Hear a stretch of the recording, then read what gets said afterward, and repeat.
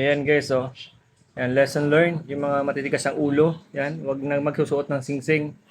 Ano mo naman nangyari sa kamay niya, no? Oh, ayan, oh. Oh, magang maga. Ya, di ba? Oh, tingnan mo sa likod niyan. Itihaya mo yung kamay mo. Oh, yan, oh. Magang maga, guys. Alam niyo ba kung anong tinanggal diyan? Ito, oh.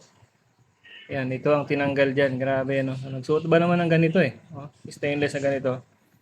Ayan, buti na lang meron kaming nalapitan ng manggagawa ng ng silver jewelries na talagang tsinaga na tanggalin siya. Kung hindi, baka yung daliri nito yung puputulin.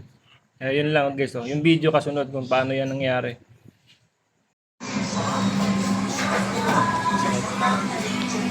Tiisin mo para tiis ganda ka dyan. Talagang kailangan na yan.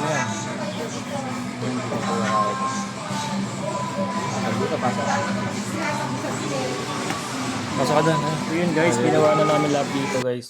Yung ginamitan na namin ng string, ng sabon, ng lotion, ng oil. Pero guys, hindi talaga siya hindi namin kinaya. Hanggang sa yun na nga, nagpasya na kami, nadali na lang siya sa isang yung mga alam ko kasi sa jewelry mayroong kakayahan silang gumawa. So yun, ilang yung nilapitan namin guys na mga jewelry shop na manggagawa sa bayan.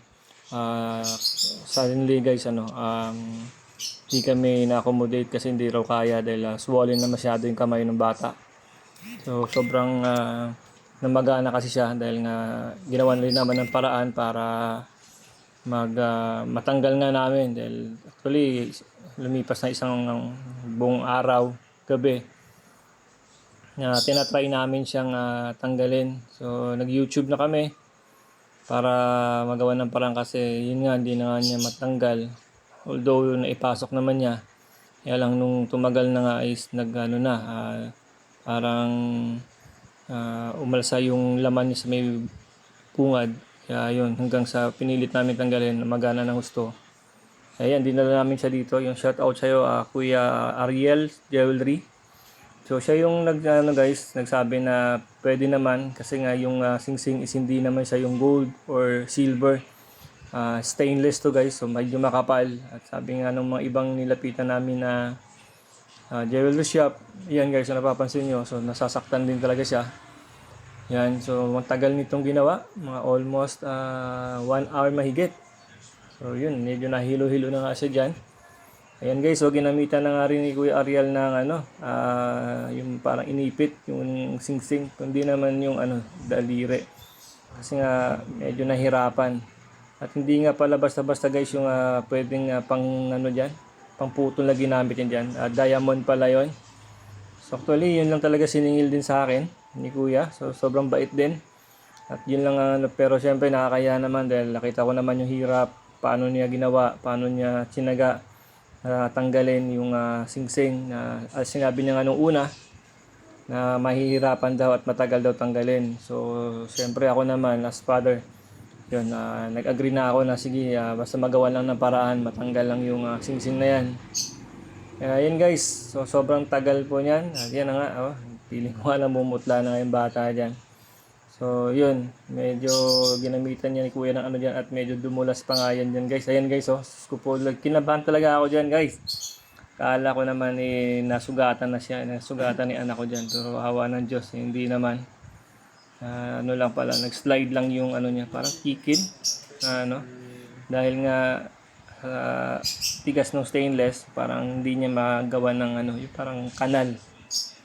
So yun, sa mga bata or mga dyan na gusto magsuot ng singsing, so yun lang, tingnan natin, talagang kailangan huwag natin pipilitin kung hindi man kasya kasi nga yan mauuwi tayo sa ganyang actually sobrang worry namin dito dahil hindi rin namin alam kung paano nga tanggalin, kung pupunta ba sa hospital o kung saan man. So unang naisip na paraan para is dalhin nga siya sa mga jewelry shop. Alam ko meron silang mga gamit nga. So, siyempre minsan swertihan din sa mga malalapitan nating jewelry shop kung meron silang mga gamit. So, yun guys, ginawa dyan ni Kuya is tinalian niya ng masking tape yung daliri na swollen at saka para na rin maiwasan na masugatan. Pero galing nung gamit niya guys, pala yon, diamond pala yon. na kaya palang tinaga niya talagang hiwa-hiwain yung yung singsing. Kasi nga unang-una manipis yung balat ng bata na iniiwasan niya na masugatan o masaktan. Kaya sobrang mura pa nung siningil niya sa akin. So bilang ganti, siyempre alam ko naman, nakita ko naman yung hirap niya, yung tiyaga niya, yung patient niya para matanggal niya ng safe yung singsing na yan. So yun guys, maraming salamat sa inyo at ito nga sinare ko lang sa inyo na sana magiging lesson na rin sa iba. Huwag basta-basta magsuot ng singsing. So bye bye, God bless.